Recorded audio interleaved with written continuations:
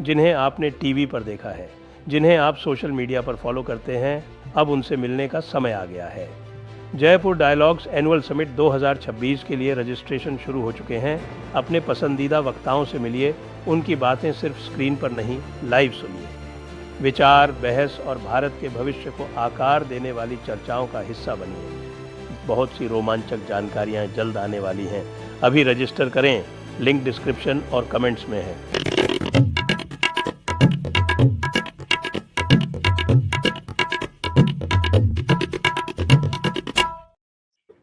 नमस्ते, आप सभी का स्वागत है आज के इस कार्यक्रम में। हमारे साथ हैं धीरेन्द्र पंडित जी।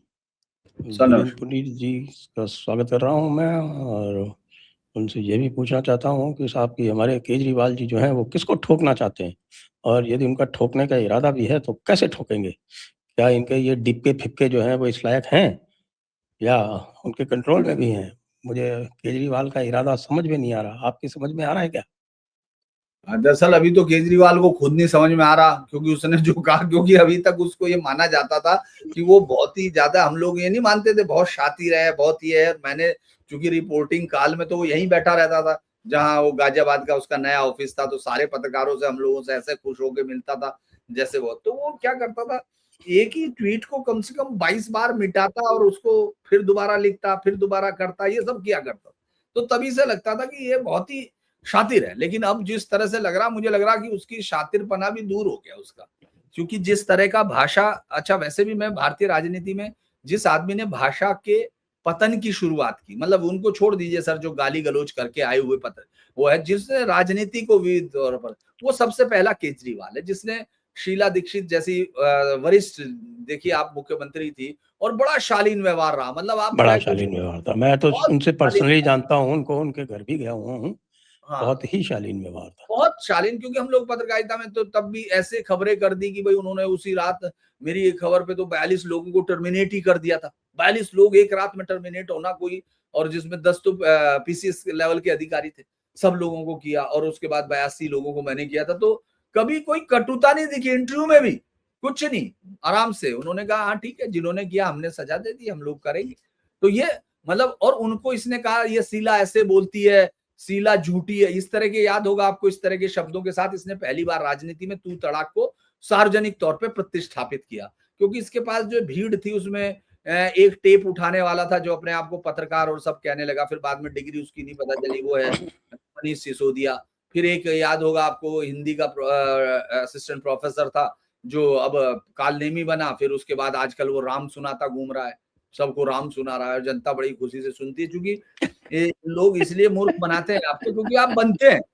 दरअसल ये कहा जाता है, मूर्खों के गांव में ठग कभी भूखे नहीं मरते, ये कहावत है सर।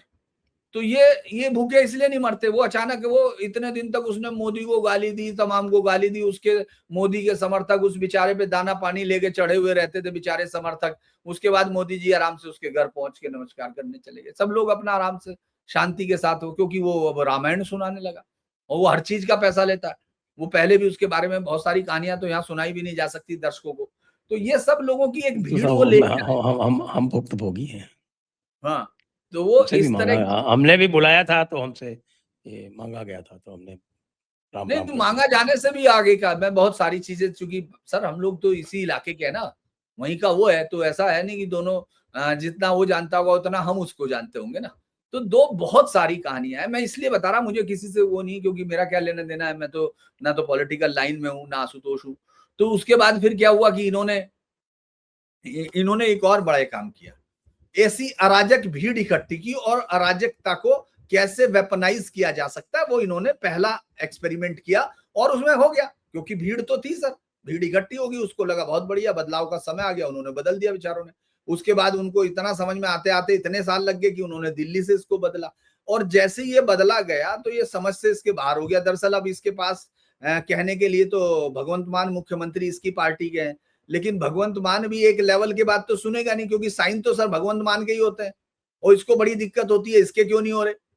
तो इसीलिए अलग तरीके से बैलेंस। अब एक इंटरव्यू में जब ये बोलता है कि सीजेपी, और कहा कि, ये भी कहा कि क्रॉड लैंग्वेज में कहूं तो मोदी को ठोकने आए थे, ये शब्द आप सोचिए, आप बोल रहे हो, आपको ये समझ में आना चाहिए आप किस भाषा का इस्तेमाल कर रहे हो। ठीक है, मोदी से आपका व्यक्तिगत हो सकता है, लेकिन प्रधानमंत्री पद होना तो एक बड़ी चीज है ना भाई।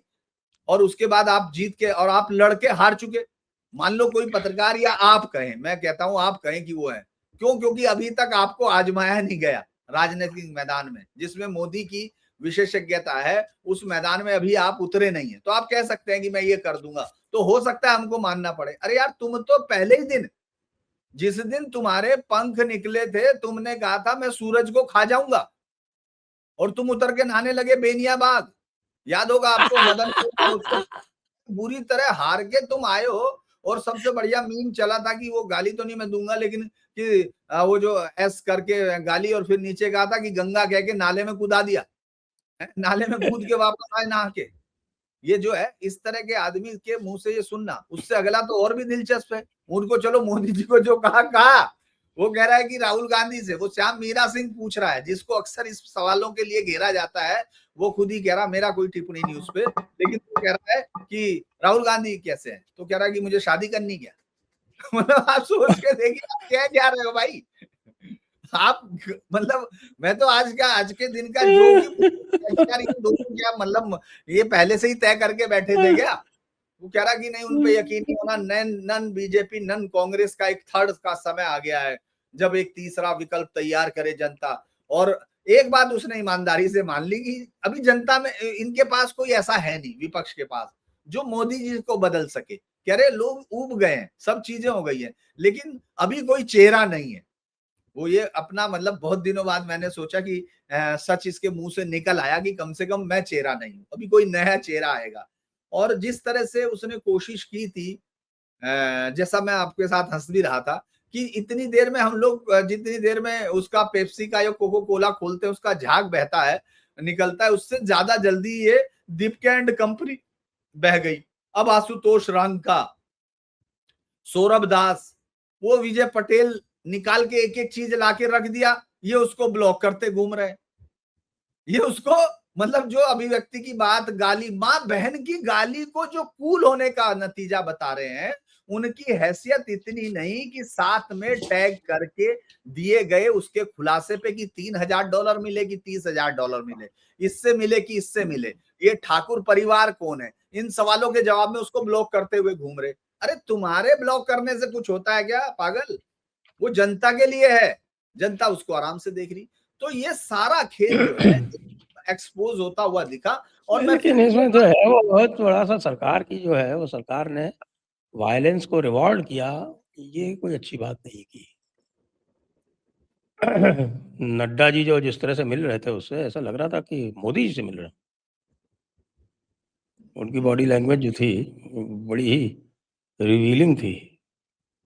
नहीं, उसमें एक बड़ी इंटरेस्टिंग चीज सर ये है कि मैं पुरानी चीज में मानता हूं कि अगर आपको शक्ति दी जाती है, तो शक्ति के साथ ये भी दिया जाता है कि आपको समुचित, जिसको हम लोग जिसमें कहा गया है कि उसमें संयमित जो एक वो है, कि आपको उसके प्रयोग में ये भी ध्यान रखना कि जो अपराधी है उसके साथ भी उचित व्यवहार हो। आपको माफ करने के लिए नहीं होते आप, कि आप कह देंगे ये आपकी लड़ाई नहीं है, देश के प्रधानमंत्री नरेंद्र मोदी की लड़ाई नहीं थी, ये भी समझना चाहिए। वो प्रधानमंत्री की लड़ाई थी, प्रधानमंत्री की पोस्ट पर मां बहन की गालियां दी जा रही थी। अरे भाई, अभी वो भूपेंद्र पटेल है ना वहां गुजरात में, उसको थोड़ी गाली दी है यहाँ। भाई प्रधानमंत्री जो पोस्ट में बैठा है, आप उसको गाली दे रहे हो, तो आपको उनके खिलाफ एक्ट करना चाहिए था, एक्ट लेना चाहिए था। लेकिन ठीक है, पॉलिटिक्स में ये होते हैं, वो सब चीजों से मुझे बहुत ज्यादा वो नहीं है।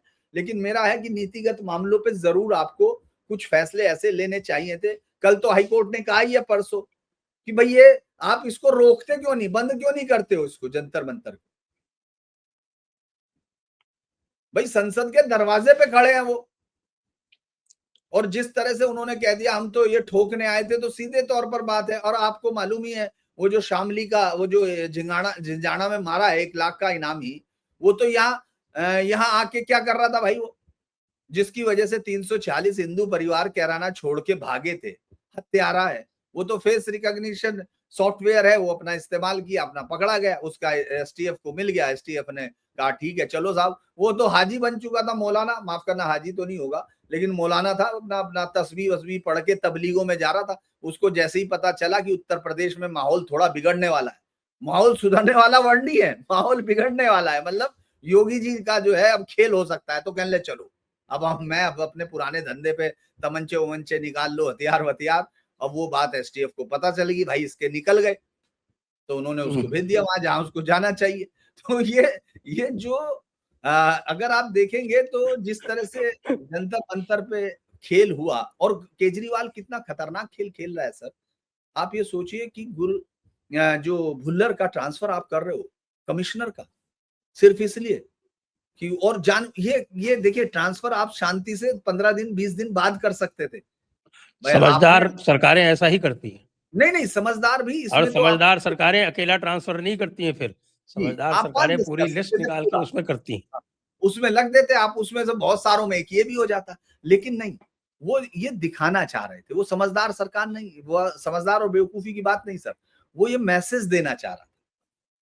क्योंकि मैंने इस पे एक प्रोग्राम किया, और चूंकि मैंने करीबन 12 किताबें सिर्फ टेररिज्म की निकाली उस दिन, पंजाब में जो टेररिज्म का था, और उन सब में चाहे वो बीरबल नाथ का हो जो आईपीएस फिर बाद में डीजीपी हुआ, डीजीपी उस वक्त डीजीपी था 80s के दौर में, और उसके बाद वो बीएसएफ का भी रहा, सीआरपीएफ का भी रहा। इसके अलावा अभी रमेश इंदर सिंह का अभी 2 साल पहले आई, इस बार तो उसके बहुत इंटरव्यू अब लिए गए जब सतलुज आई, और खुद केपीएस गिल का, उन सबके इंटरव्यू में ये साफ बात है कि पहले सरकार की रिट तोड़ी जाती है, और दिखाया उन्होंने, लिखा कि लोगों को सरकार ने, मुख्यमंत्री ने खास तौर पे खुद से पुलिस अधिकारियों का मनोबल तोड़ा।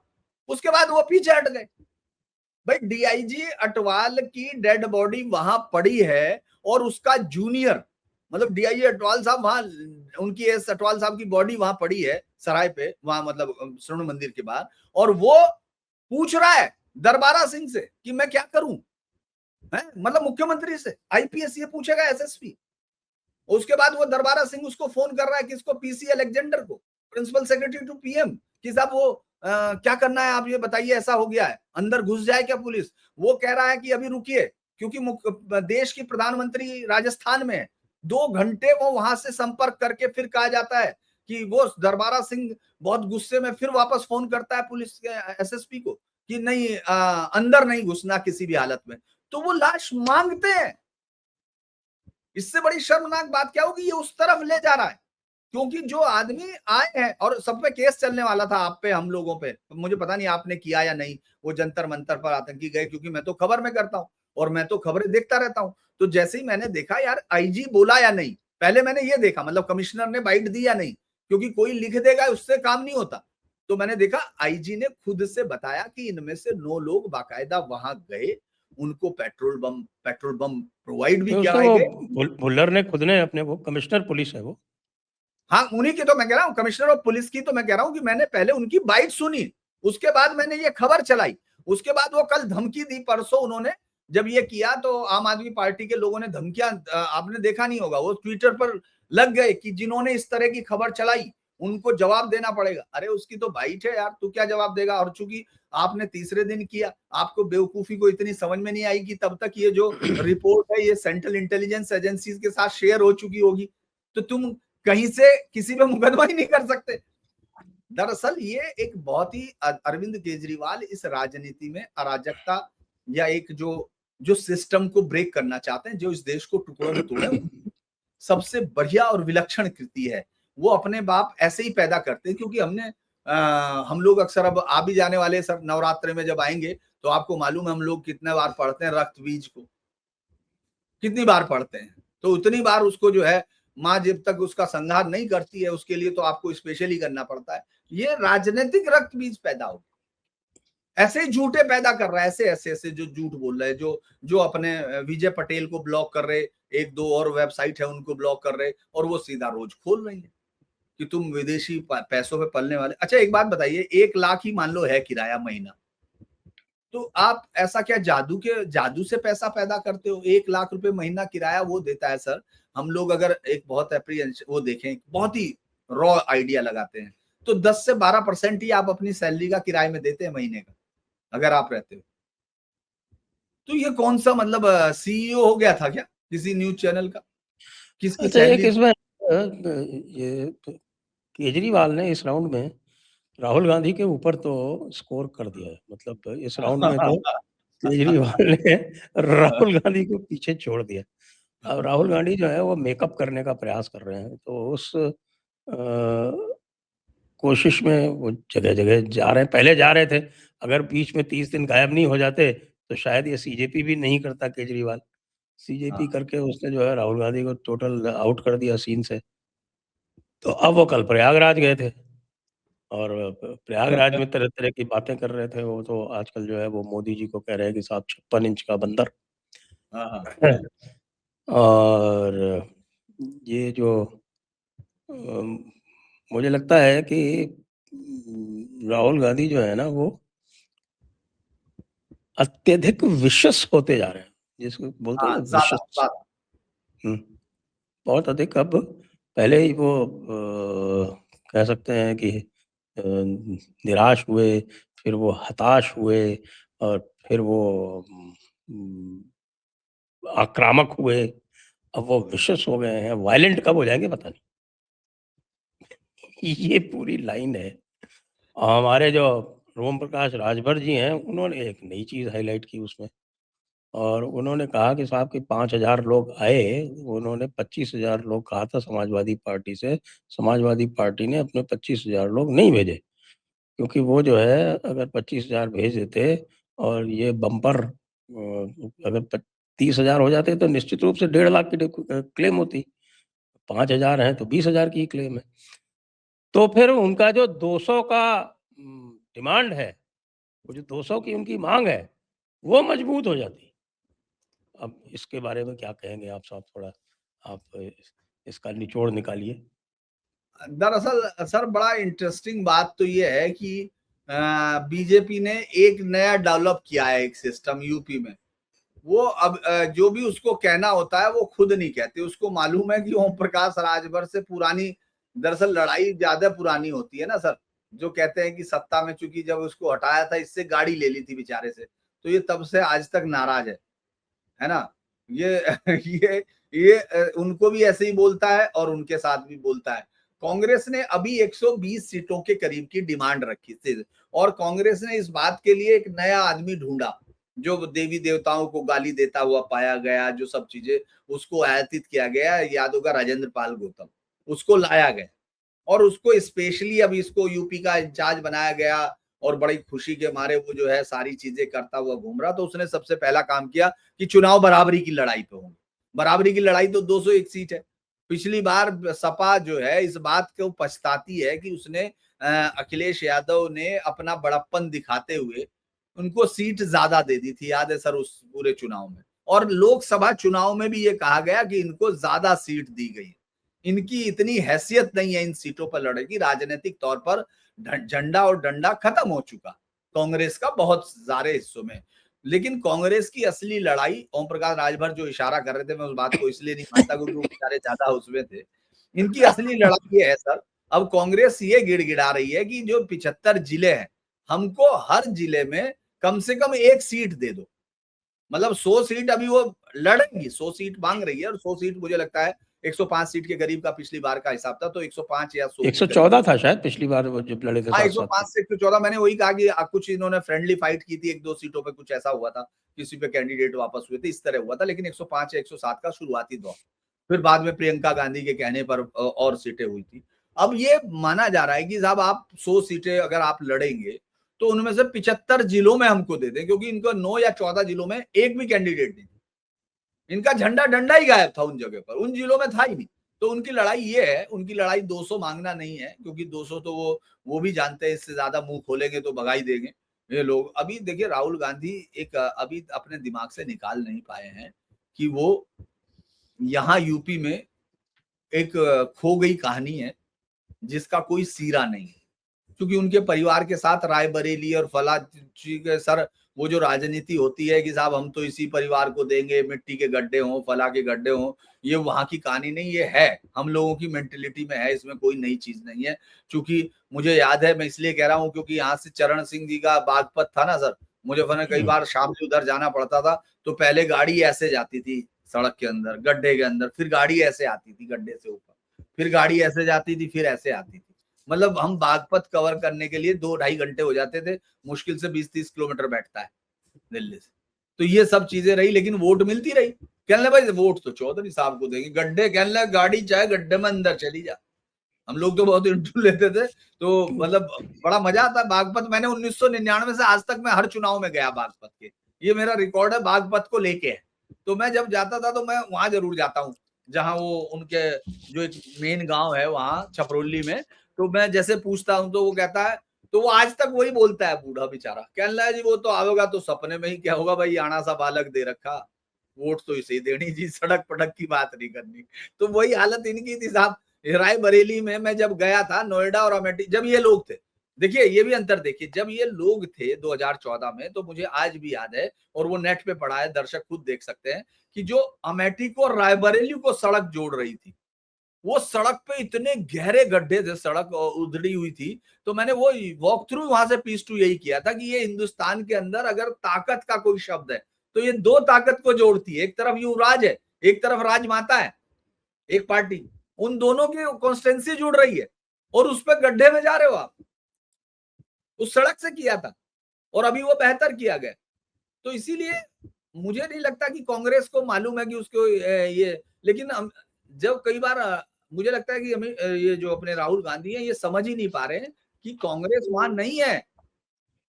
ये जो सीटें मिली हैं इनको, ये सीटें इसलिए मिली हैं क्योंकि समाजवादी पार्टी ने उसका फायदा उठाया और उसने साथ में जोड़ा। और देखिए डिवीजन से बचती है क्योंकि कांग्रेस के पास 2.3% वोट है अभी, जो पिछली बार का विधानसभा का 2.3 या कुछ का, क्योंकि जो लड़की हूं लड़ सकती हूँ वो ऐसी लड़ी थी कि 399 सीटों पे जमानत जब्त करा दी थी उसने, रिकॉर्ड बना दिया था उसने।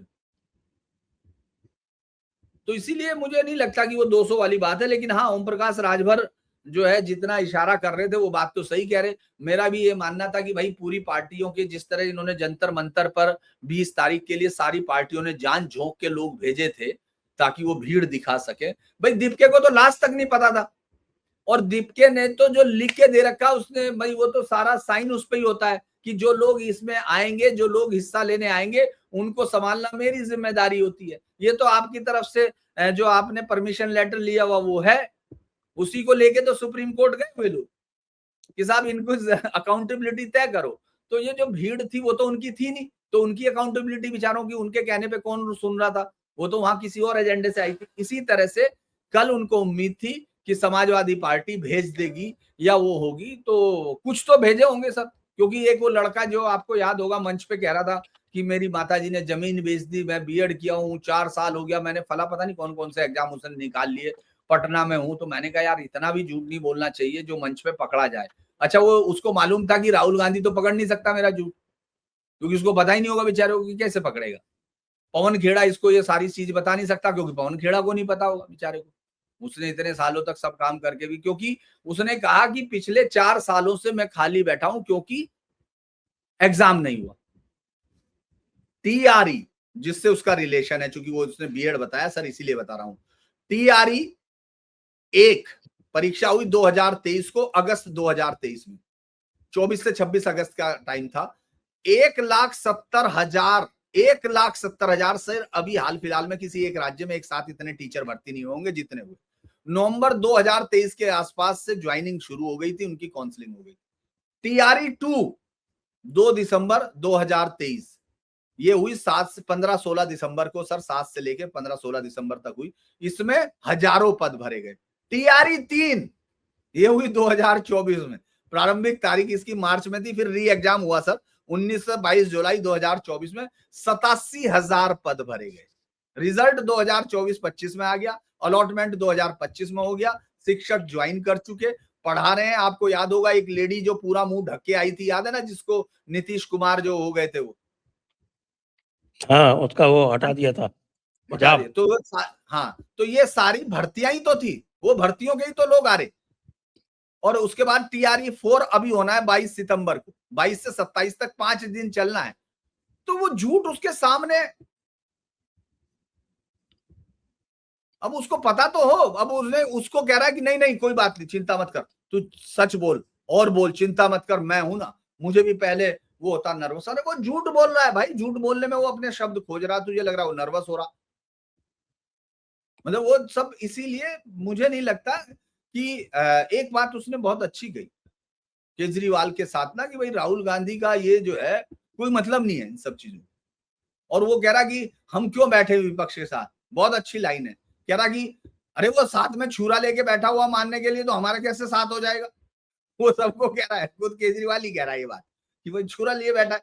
तो ये सारी लड़ाइयां इसीलिए इम्पैक्ट नहीं छोड़ रही हैं, वरना मुद्दे हैं। देखिए मुद्दे आप भी जानते हैं, मैं भी जानता हूं कि यूपी से लेके सब राज्यों में अब ये प्रॉब्लम तो आने लगी कि एरोगेंस जो है सर्वोच्च स्तर पर चली गई। नेताओं का संवाद खत्म हो गया इनके, जो अभी भी कंधों पे मोदी जी के और या अमित शाह जी के कंधे पर ही है पूरी ताकत जो भी है। बाकी तो वो सब लोग उधर, वो गडकरी अपनी गणित उड़ाने में लगा हुआ, तो इधर यूपी में ये लोग थोड़ा कंफर्टेबल केवल योगी जी के कारण हैं, वरना तो बिहार में तो सम्राट चौधरी ने लुटिया डुबो दी आते ही। दरअसल यूपी में अभी योगी के चेहरे पे है, और अभी भी यूपी में योगी जी का कोई वो नहीं है, मतलब विकल्प नहीं है। सीधी सी बात अगर हम लोग कहें तो ये विकल्प नहीं है। लेकिन फिर भी मुझे ये लग रहा है कि इन लोगों को मोमेंटम जिस तरह वो बना रहे हैं, और जिस तरह की गलतियां आपको दिल्ली में दिख रही हैं और जो हो रही, वो मुझे लगता है कि इतना इजी अब वहां तक होते होते नहीं होगा। हालांकि हम तो ये मान के ही चल रहे हैं कि भाई अभी कोई सरकार को कोई चुनौती नहीं है, क्योंकि अभी हम लोग फील्ड में तो है नहीं।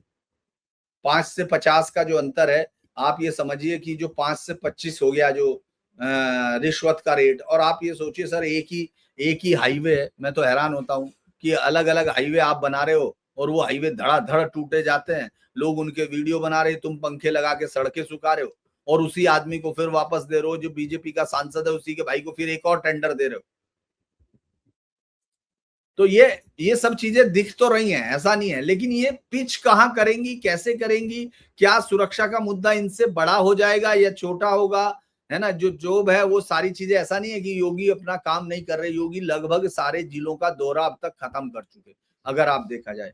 कल भी वो, और सबसे बड़ी बात है कि योगी एक गलती नहीं कर रहे, जो बीजेपी का हाईकमान ने, मुझे लगता है, लेकिन अभी लोकप्रियता भारी है तो अभी उस पर कोई कुछ कह नहीं सकता। दरअसल होता क्या है कि आप अपने कोर वोटर को जब नाराज करते हैं ना सर, तो वो उस दिन पता नहीं चलता आपको कि वो दिन कब आएगा, जब संकट के समय पे जो स्विंग वोटर है वो तो स्विंग ही हो जाता है तुरंत, वो तो हवा में उड़ जाता है, गुम हो जाता है। आपका कोर वोटर भी आपका साथ छोड़ देता है। यूपी में सबसे बड़ी बात यह है कि बाबा का कोर वोटर को बाबा ने अभी छोड़ा नहीं, ये सबसे बड़ी बात। आप देखेंगे कि जो एनकाउंटर है, जो भी क्रिमिनल है उसका एनकाउंटर कंटिन्यू है। कल भी एक बच्ची के साथ रेप करने वाले का एनकाउंटर हुआ, उसने बड़ा विभत्स तरीके से रेप किया था, उसको अपना निपटा दिया। उससे पहले आपको मैंने बताया ये मारा गया, फुरकान मारा गया। इससे पहले 2 लोग और कंटिन्यू। बाबा का कहना यह है कि नहीं, बिल्कुल नहीं। और बाबा अपने फुरकान मियाँ जो थे वो एकदम से चौकस हो गए थे कि अब बस मामला ठीक हो गया है। हाँ, अब तो आ गए।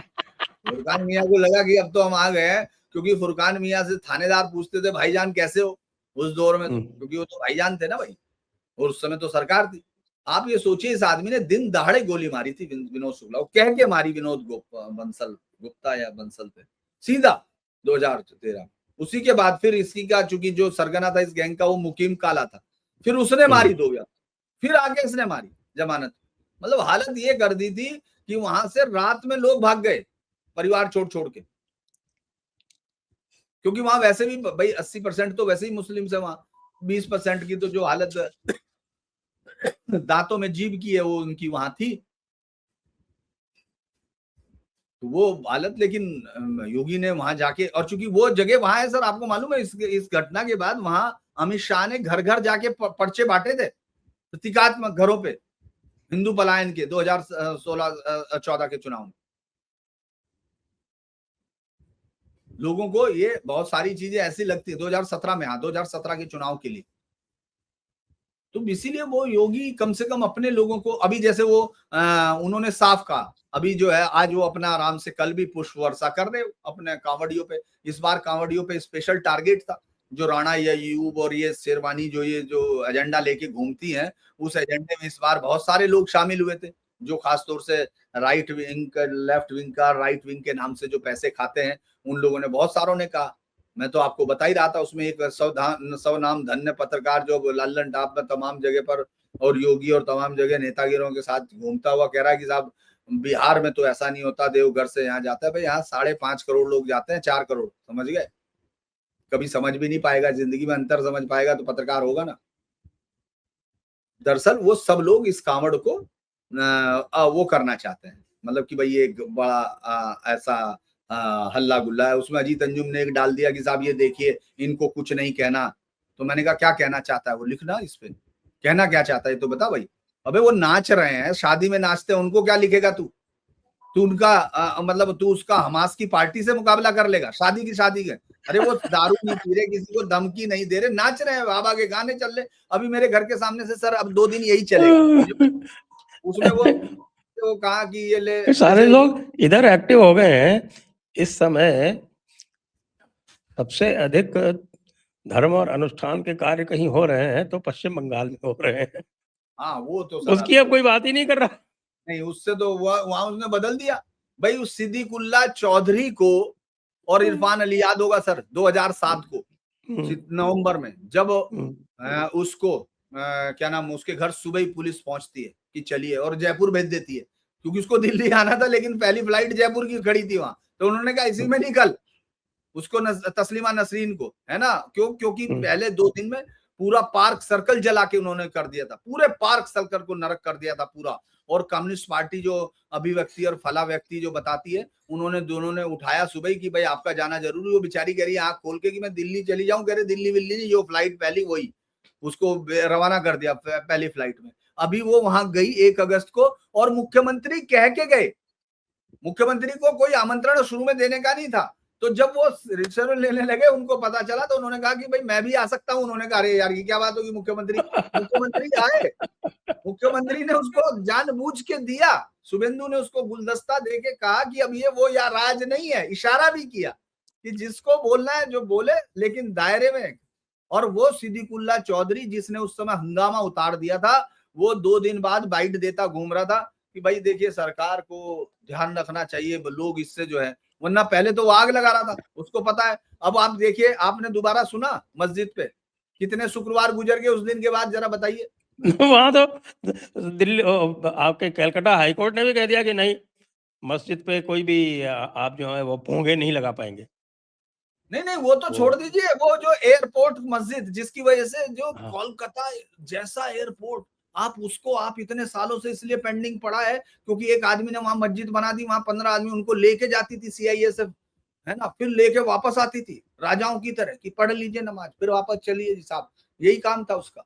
अभी क्या है, उनने कहा हटेगी, तो उसने सिद्दीकुल्ला ने कहा आ जाओ 1 करोड़ लोग और ये कर दो वो कर दो, उसको पटाखे बंद कर दिया, कहने लगे ज्यादा बोलना नहीं है। वहीं बैठे हुए 20 आदमी, तो उसके बाद वो बाइट दे रहा, भाई देखो बिरयानी बनने में तो टाइम लगेगा, चाय अभी मिल रही है, जिनको बिरयानी खाना है उनको इंतजार करना पड़ेगा, नहीं तो चाय पी के जा सकते हो गया खत्म।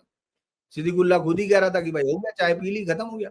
अब उसके बाद अगले हफ्ते क्यों नहीं आया वो, क्योंकि वहां पता चल गया, कान में समझा दिया गया कि ये कान वान सब नहीं रहेंगे, सुनने की ज्यादा इजाजत नहीं है। तो आप देखो बंगाल में जो हो रहा वो तो वैसे भी अद्भुत हो रहा सर। ममता बनर्जी ने 2024 में 23 में जब ये वो निकालना चाह रहा था 21-22 में अपना शुभेंदु तिरंगा यात्रा अपने शहर, मतलब अपनी कॉन्स्टिट्यूंसी नंदीग्राम में, रोक लगा दी पुलिस ने, जबरदस्ती पूरा इलाका घेरा, इसको नहीं करने दिया।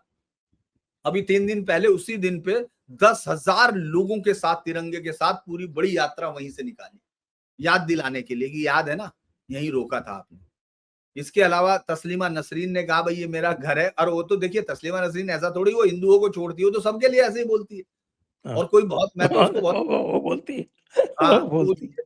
इसलिए नहीं कह सकते कि आप उसको, वो कल को ईचिंग करेगी इनको भी, लेकिन ठीक है ना, आप एक गुंडई से आगे झुके नहीं ना भाई। मैं उसके सीधी सी राइटर बात है कि यदि आप अभिव्यक्ति की स्वतंत्रता में विश्वास रखते हैं तो फिर अभिव्यक्ति की स्वतंत्रता तो यही है ना। हाँ भाई और ठीक है, दायरे की बात है, अभिव्यक्ति की स्वतंत्रता जो लेफ्ट वाले बोलते हैं, वो अभिव्यक्ति की स्वतंत्रता पे बहुत सारे रेस्ट्रिक्शंस हैं। हाँ है। हमारा जो संविधान है वो बोलता है कि अभिव्यक्ति की स्वतंत्रता, आबाद सॉवरेनिटी नहीं and integrity of the nation, हाँ हाँ, वो तो security of the state, security of the state, relations with friendly nations, जी defamation, contempt of court, public order, भाई वो इंसाइटमेंट टू इंसेस्ट। ऑफेंस।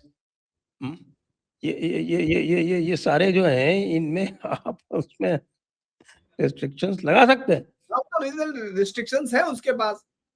तो लेकिन ये तो सबसे बड़ी बात ये थी कि आप किसी से झुक के कर रहे थे, आप डर के कर रहे थे, आप झूठ बोल रहे थे। विकास रंजन भट्टाचार्य उस समय तो वो उसने याद होगा आपको धर्मतला और उस पे बीफ खाया और वहां पूरा नाटक किया, तो उसने कहा ठीक है खाओ। ममता बनर्जी और वो अभी उसके घर रोज जा रहे थे वो लोग बीजेपी वाले, वो सुअर का मांस ले जाके, और उसके घर रोज 1 महीने तक रोज खटखटाया कि आ जाओ पार्टी, आपने तो कहा था स्वतंत्रता है। बाहर नहीं निकला वो घर के, वो कहानी सुना रहा। अभी कोर्ट ने कहा, हाई कोर्ट ने कहा कि एक बात बताइए, अगर बच्चे वंदे मातरम गा लेंगे तो आसमान टूट पड़ेगा क्या? अभी ये लोग पहुंच गए थे ना, क्योंकि वंदे मातरम सब गा रहे, लेकिन पेट में तो दर्द सबके हो रहा। तो वो जब कोर्ट में, अभी 3 दिन पहले की बात है, कोर्ट ने, हाई कोर्ट ने पूछा, उसने जो डीबी में थे कि यार अगर वंदे मातरम गा लेंगे तो उससे आसमान टूट जाएगा। तो वो गोपाल शंकर नारायण ही लड़ रहे थे वहां से, शंकर नारायण ने, उसने कहा कि साहब ऐसा है, कुछ कहानी सुनाने की कोशिश की, तो उसने कहा कि सुनो यार, बड़ा अच्छा कारण दिया। कहने लगे क्रिश्चियन स्कूलों में बच्चे उनकी प्रार्थना गाते हैं तो वो वही हो जाते हैं। मैं अगर किसी धर्म की प्रार्थना यहाँ अगर मैंने कुछ गा दिया तो मैं वो हो जाऊंगा। तो उसके बाद उसको समझ में नहीं आया कि क्या करें।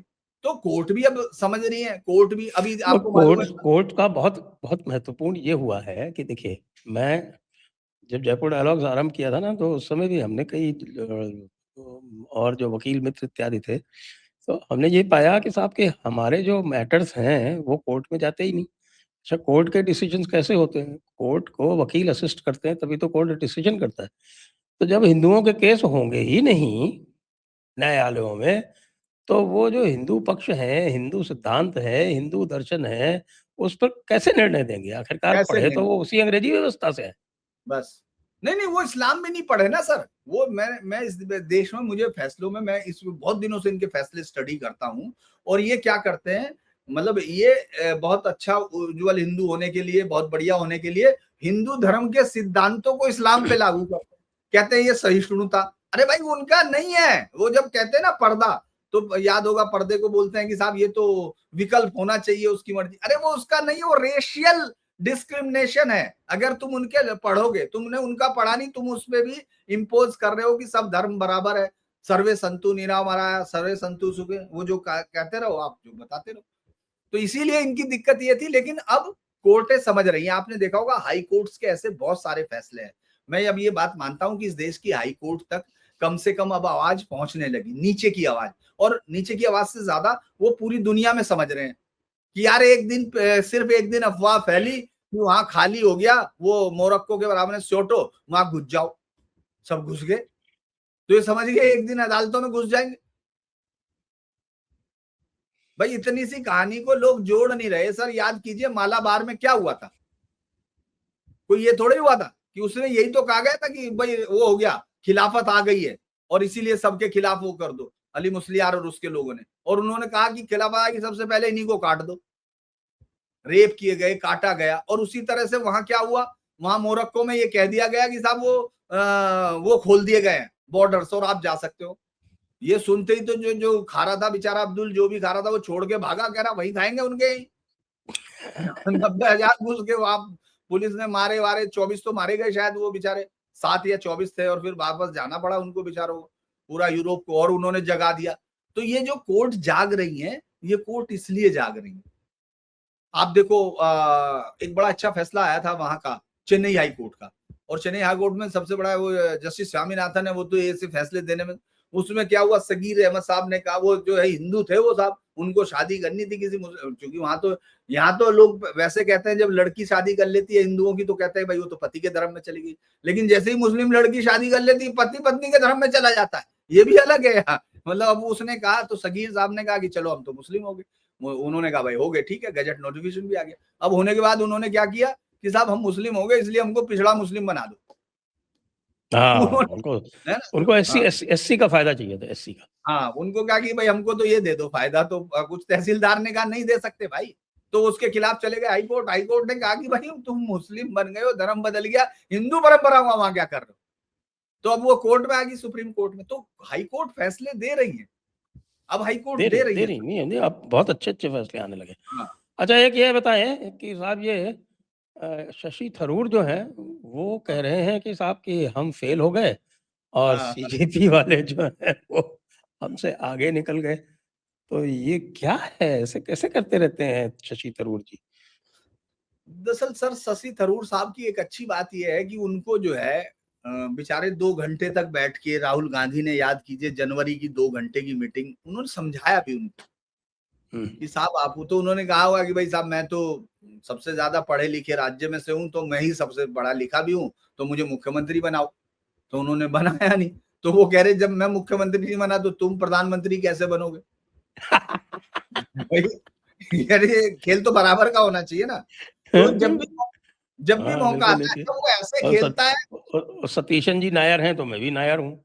हाँ। और नहीं, दूसरा सबसे बड़ी बात ये है कि सर वो खेलता इस तरह है कि आप, वो नहीं एक गाना था, सामने आते भी नहीं, छुपते भी नहीं और सामने आते भी नहीं, है ना? तो वो उस तरह से खेलता है। अब वो कल उसने जो कहा, अब ऐसे देखोगे तो बड़ा हुआ है, उसने कहा भाई अगर किसी छात्र किसी मुद्दे पे सीजेपी से आंदोलन से ज्यादा जुड़ रहे और कांग्रेस का छात्रों की गूंज, उसने राहुल का नाम ही नहीं लिया।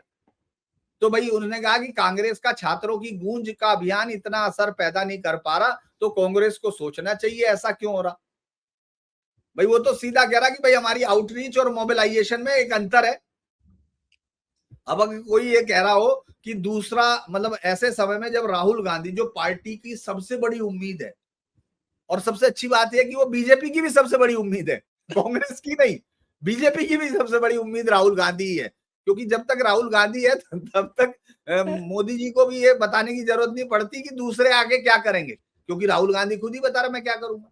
तो इसीलिए बीजेपी की भी उम्मीद है और कांग्रेस की भी सबसे बड़ी, क्योंकि पवन खेड़ा, सुप्रिया श्रीनेत, इनकी सबसे बड़ी उम्मीद है, रागिनी नायक, इन सब की वो रोज लिखते रहते हैं कि देश का प्रधानमंत्री, आने वाला प्रधान। मैं बड़ा हैरान होता हूँ कि क्या क्या यार, आ जाएगा तो शपथ ले लेगा, हम लोग भी आ जाएंगे, हम लोग तो पत्रकार है, हम लोग तो कहेंगे भाई ठीक है भाई बाइट दे दो।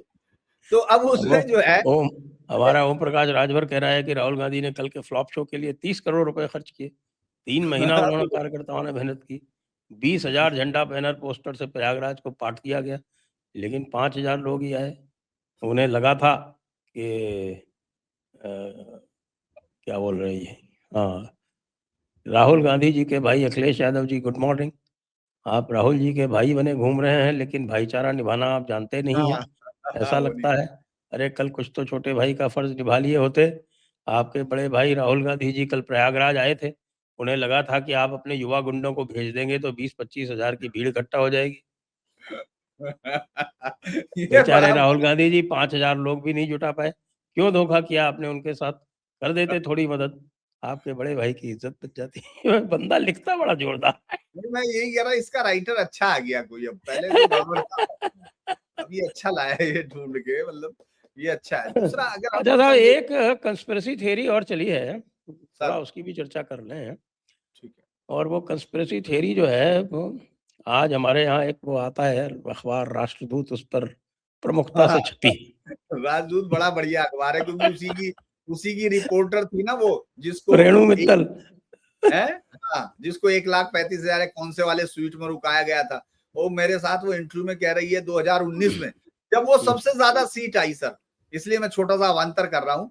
मैं भी पूरा देश घूम के गया था और हम लोगों ने एक अलग प्रोग्राम किया मेरे चैनल में, मैं न्यूज नेशन में था, क्योंकि मैं पॉलिटिकल एडिटर था और उस समय मतलब उसका ब्यूरो हेड था। तो मैंने कहा भाई मेरे सारे रिपोर्टर और हम मिला के लगभग 80-90 हजार किलोमीटर या 1 लाख कितने किलोमीटर घूमे थे। तो हमने कहा कि हमारा जिस दिन वोटिंग काउंटिंग अगले दिन थी, हमने पहले दिन शाम को कहा कि एक प्रोग्राम इस पे करते हैं और अपने चैनल पे दिखाते हैं कि हमारे रिपोर्टर कल के लिए आज क्या बता रहे। भाई ये रिपोर्टर की सबसे बड़ी परीक्षा होती है सर, जब वो अगले दिन के, पॉलिटिकल रिपोर्टर की, जब वो अगले दिन के चुनाव को प्रिडिक्ट करता है। तो बना लिया गया हमारे पास। अब जो एक्सपर्ट बुलाए गए उसमें ये भी बुलाई गई, रेणु मित्तल रे, जी मेरे पास होगा रेणु वो। मित्तल जी।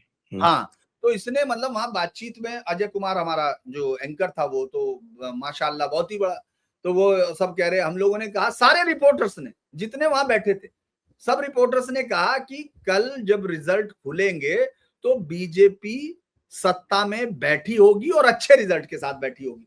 मैंने भी यही कहा, वो तो रिकॉर्ड पे पड़ा है, सब पे पड़ा, नेट पे, तो इसलिए झूठ तो कोई बोल नहीं सकता। अब उसके बाद ये रेणु मित्तल क्या बोलती है कि 140 सीटों से ज्यादा आ गई ना बीजेपी की, तो हम मान जाएंगे।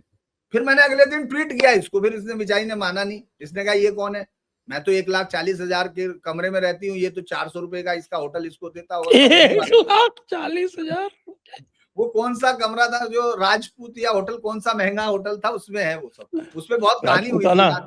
हाँ, उसी में तो कहानी हुई थी बाद में, उसके बिल पेमेंट पे कहानी हुई थी सर, कि राजदूत उस समय ये ढूंढा गया कि यार ये कौन सा एडिटर है, कौन से अखबार में, जिसको इतना पैसा कांग्रेस ने दिया रुकने के लिए। मतलब इस तरह की खबरें चली थी सब, तब पता चला कि साहब ये कोई राष्ट्रदूत है। तो मैंने कहा अच्छा ये कहानी है। तो ये आप बता रहे थे अब राजदूत, प्लीज। तो आज उन्होंने एक पीस डाला है जिसको लेकर हम सब जो है वो उसके ऊपर विचार कर रहे हैं कि साहब क्या जोरदार पीस डाला है। तो उनका ये कहना है कि साहब ये जो अमित शाह जो नहीं आ रहे हैं इतने दिनों से, हाँ, उसके पीछे बड़ा भारी कारण है। जी। और कारण ये है कि अब अमित शाह जो है उनको साइडलाइन किया जा रहा है और उधर आपके योगी जी को भी साइडलाइन किया जा रहा है। और उसका जो प्रमाण है वो ये है कि आनंदीबेन ने गोरखपुर में और बोल दिया योगी आदित्यनाथ के विरुद्ध। तो अब ये बड़ी जबरदस्त कंस्पिरेसी थियरी है कि साहब ना केवल योगी जी के विरोध में हैं मोदी जी, अमित शाह के भी विरोध में आ गए। और उसी पे आपने आज शायद ट्वीट भी देखा होगा, आज था या कल था, अखिलेश यादव का, कि अब तो दोनों जा रहे हैं।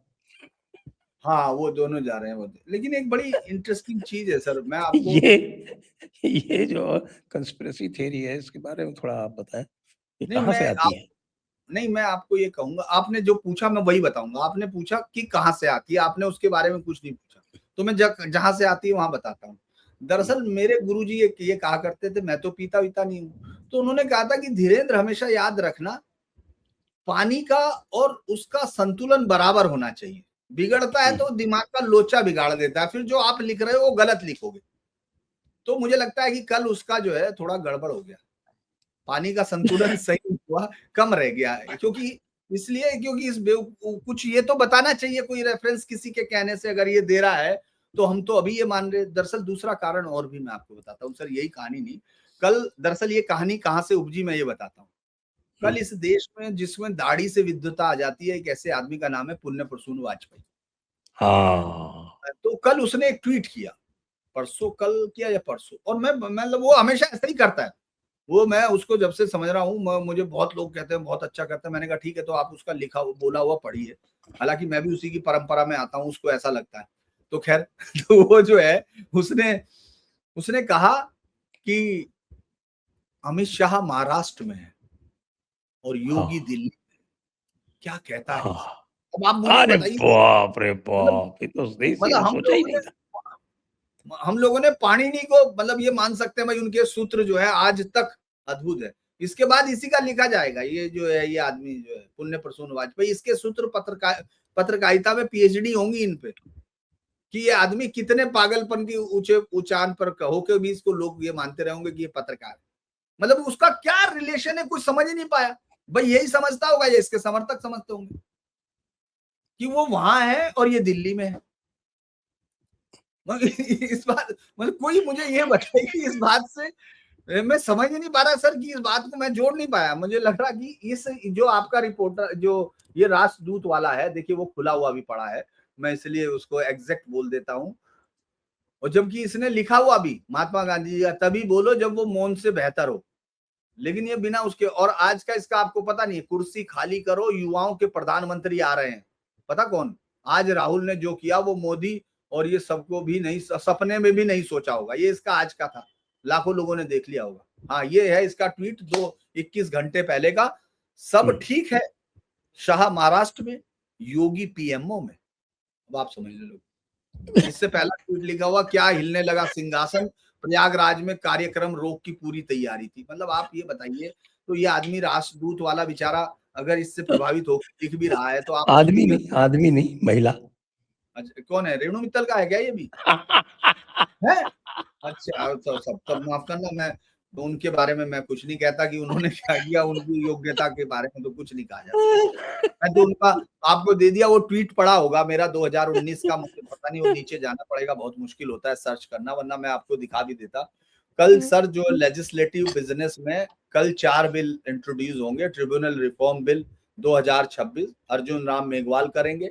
दूसरा बिल आएगा the mines and mineral development and regulation amendment bill, इसको श्री जी किशन रेड्डी करेंगे। चौथा केरला अल्टरनेशन ऑफ नेम, इसको Shri Amit Shah to move to, अरे भाई आ गया, लीव टू इंट्रोड्यूस बिल। समझ गए थे? अमित शाह कल आएंगे, मतलब ये हो गया, मतलब ये तय हो गया सर। मैंने अभी आई थी कॉपी इसलिए आपके सामने पढ़ दी। The Kerala alternation of the name bill 2617, the Shri Amit Shah to move for leave, अच्छा to introduce, to leave alter the name of the state, also to introduce the bill. The National Cooperative Development Cooperation Amendment Bill 2020, ये भी अमित शाह पर, लेकिन ये Shri Amit Shah to move for leave to introduce a bill further to amend the National Cooperative Development Corporation Act, also to introduce the bill, ये लिखा हुआ। हाँ, तो 2 बिल कल को इंट्रोड्यूस करेंगे। अब तो ये वन तो फिर तो ये तो कंस्पिरेसी थियरी गड़बड़ हो गई, खत्म। नहीं सर, उसकी कॉन्स्पिरेसी थियरी रात में ही बनती है, वो फिर सुबह आके छप जाती है। इसमें क्या है? तो मतलब मैं उनके लिए नहीं कहूंगा, वो भद्र महिला हैं, तो मैं उनकी वो जो पहले शब्द पानी वाले हैं वो वापस ले लेता हूँ, क्योंकि मुझे पता नहीं कि वो पानी भी मिलता है या नहीं, मुझे नहीं मालूम। तो चलिए आज की चर्चा को अब यहीं पर विराम देते हैं। बड़ी बड़ी खतरनाक कंस्पिरेसी थियरीज आ रही हैं, इन पर विचार विमर्श आवश्यक है। तो आज की चर्चा को यहीं पर विराम। सभी दर्शकों को बहुत बहुत धन्यवाद, धीरेन जी को बहुत बहुत धन्यवाद। जय हिंद, जय भारत, वंदे मातरम। वंदे मातरम।